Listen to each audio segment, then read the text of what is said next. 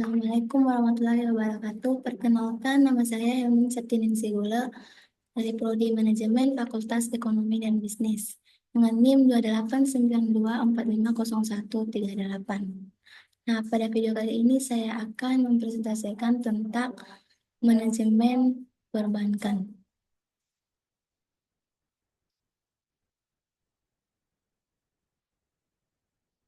Dan langsung saja, apa itu manajemen? Manajemen adalah proses pengaturan dan pengelolaan sumber daya manusia dan sumber daya lainnya untuk mencapai tujuan organisasi secara efektif dan efisien. Manajemen ini diterapkan di banyak bidang seperti keuangan, perbankan, pemasaran, dan sumber daya manusia. Manajemen perbankan. Pengertian manajemen perbankan. Manajemen perbankan merupakan suatu ilmu yang membahas tentang bagaimana suatu lembaga perbankan dengan mempergunakan ilmu dan seni untuk mengelola organisasinya dengan melibatkan berbagai pihak, baik pihak internal dan eksternal yang semuanya dilakukan guna mencapai tujuan organisasi.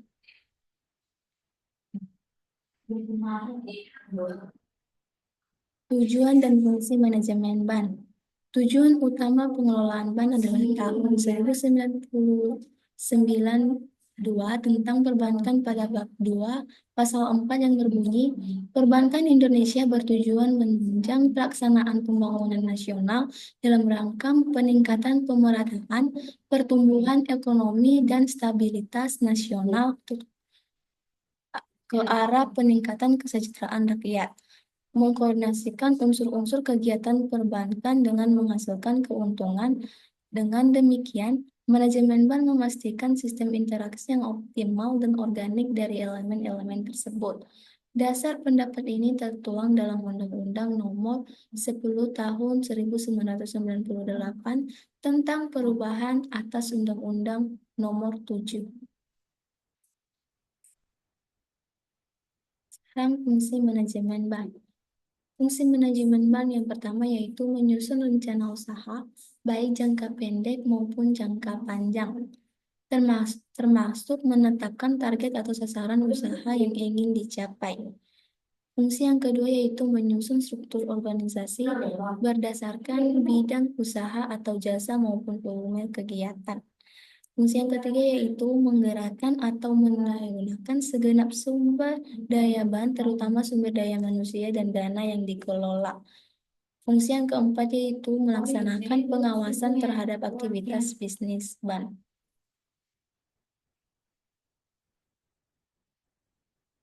Berikutnya itu karakteristik manajemen bank. Karakteristik manajemen bank ditentukan oleh faktor-faktor berikut. Yang pertama, keahlian manajemen dalam perencanaan, fungsi manajemen, analisis strategi dan pengembangan kebijakan, manajemen likuiditas, kualitas perencanaan, manajemen risiko suku bunga, mata uang dan kredit, manajemen sumber daya manusia, manajemen sistem kendali, auditing dan audit internal, pengelolaan profitabilitas dan risiko likuiditas, manajemen sistem teknologi informasi akuntansi, perencanaan strategis, dan analisis terkini dan otomatisasi alur kerja terintegrasi. Peran manajer bank. Seorang yang bertugas mengelola keuangan bank dan aktivitas perbankan lainnya disebut manajer bank. Inilah yang harus dilakukan manajer bank terkait pengelolaan bank. Yang pertama yaitu seorang manajer bank membahas tren yang mempengaruhi seluruh jasa keuangan dan industri terkait. Kedua, dia menguraikan bagaimana perilaku bank berubah. Berikutnya, seorang manajer bank menilai dampak perubahan terhadap manajemen risiko bank. Berikutnya, seorang manajer bank menyadari kebutuhan untuk mengkoordinasikan prosedur manajemen risiko dengan sistem keuangan internasional yang selalu berubah. Dia menilai hubungan antara kecukupan modal dan kinerja bank. Struktur organisasi bank. Unsur-unsur yang terdapat dalam struktur organisasi bank meliputi pemegang saham, dewan komisaris, dewan direksi, pejabat eksekutif, karyawan. 1. Ketua Komisaris.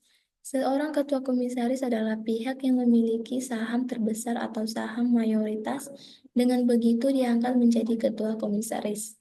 Kedua yaitu anggota komisaris. Para anggota komisaris adalah mereka yang memiliki saham minoritas, sehingga dengan begitu mereka hanya diangkat menjadi anggota. Ketiga yaitu komisaris independen.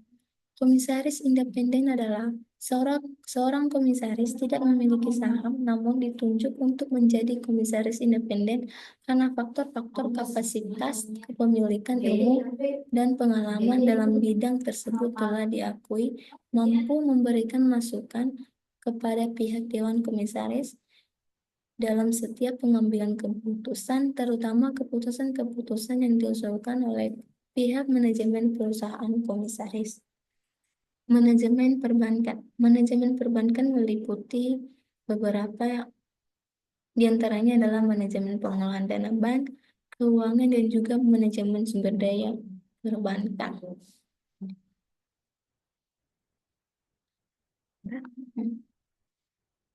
Fungsi pokok manajemen sebagai bank umum. Yang pertama yaitu membangun dan menyediakan jasa pelayanan pembayaran untuk kebutuhan transaksi bisnis dalam dan luar negeri. Kedua, membangun investasi melalui penyaluran kredit berdasarkan kriteria dan syarat yang sesuai. Ketiga, menyediakan layanan penyimpangan dalam bentuk tabungan dan deposito sebagai bentuk tugas bank sebagai penghimpun dana.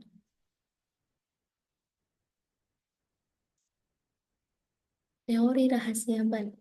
Di Indonesia, prinsip kerahasiaan bank ini ditegaskan dalam Pasal 40 Undang-Undang 10 tahun 1998 yang berbunyi, 1. Bank wajib merahasiakan keterangan mengenai nasabah penyimpan dan simpanannya, kecuali dalam hal sebagaimana dimaksud dalam Pasal 41, Pasal 41A, Pasal 42, Pasal 43, dan Pasal 44 dan Pasal 44A.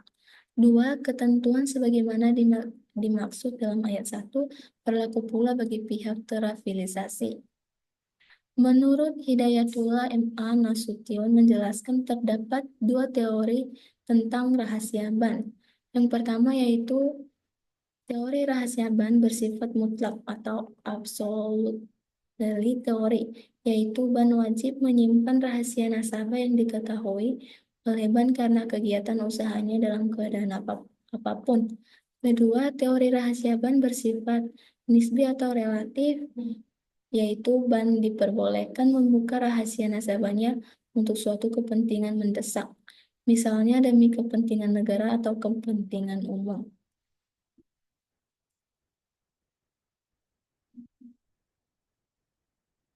Sumber dana, prinsip pengelolaan dana perbankan. Sumber dana ban atau dari mana ban mendapatkan dana untuk keperluan operasionalnya dibedakan menjadi 3 sumber, yaitu yang pertama, dana yang berasal dari modal sendiri, yaitu sumber dana ini sering disebut dana pihak satu, yaitu dana yang berasal dari dalam ban, baik dari pemegang saham maupun dari sumber lain. Kedua, dana yang berasal dari pinjaman. Sumber dana ini sering disebut sebagai sumber dana yang berasal dari pinjaman bank lain maupun lembaga keuangan lain kepada bank. Ketiga, dana yang berasal dari masyarakat. Sumber dana ini sering disebut sumber dana yang berasal dari masyarakat sebagai nasabah dalam bentuk simpanan, giro, tabungan, dan deposito.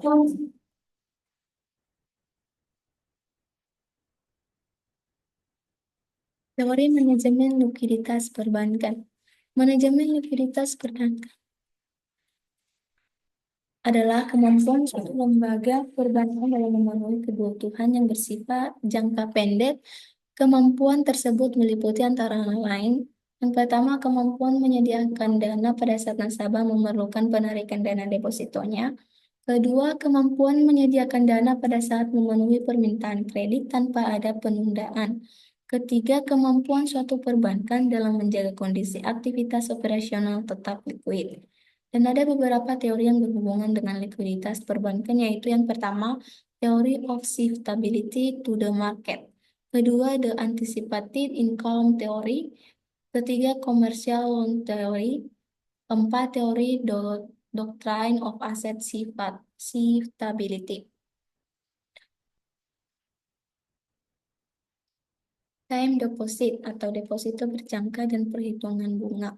Salah satu fasilitas bank yang banyak dipergunakan para nasabah adalah tabungan deposito. Jadi dapat kita simpulkan bahwa alasan mengapa orang menyukai mendepositokan uang di bank disebabkan oleh dua alasan, yaitu yang pertama, deposito dianggap sebagai tempat menyimpan uang dengan tingkat keamanan yang tinggi dan perolehan pendapatan dalam bentuk suku bunga yang jelas diterima di setiap waktunya.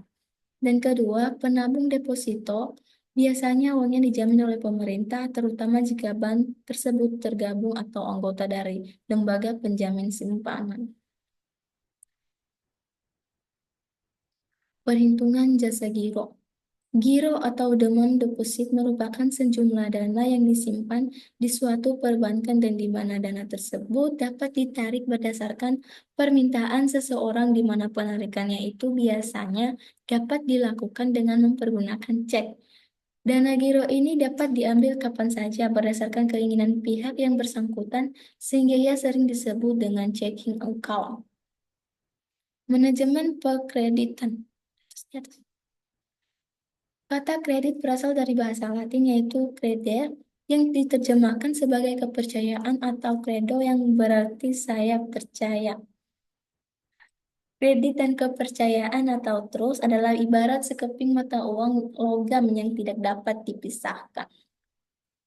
Penilaian kredit.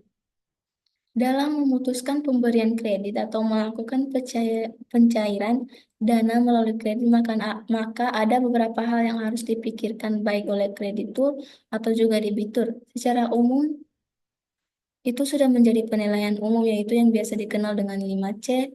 Prinsip 5C itu yang terdiri dari karakter atau karakteristik, kapasiti atau kemampuan, kapital atau modal, kolateral atau jaminan, condition of economy atau kondisi perekonomian. Credit risk management atau KRM dan relationship management.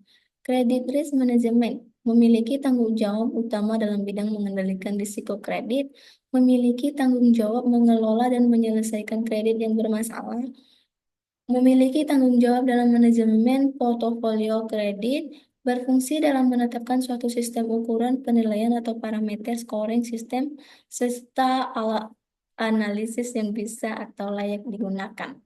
Kedua, relationship management. Adapun tanggung jawabnya yaitu pada saat menemukan adanya kredit yang bermasalah, maka memindahkan pengelolaan ke bagian credit risk management untuk diselesaikan. Pihak relationship management berfungsi dalam mempertanggungjawabkan kelanjutan bisnis atau usaha perbankan. C. Pihak relationship management berkoordinasi dengan pihak credit risk management dalam memutuskan berbagai persoalan penting.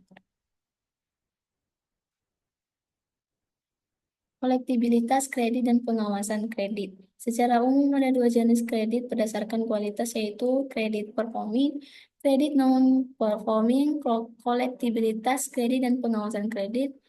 Ada dua bentuk pengawasan yang dilakukan oleh pihak perbankan dalam bidang pengawasan kredit, yaitu yang pertama, pengawasan dengan model preventif, pengawasan dengan model represif control.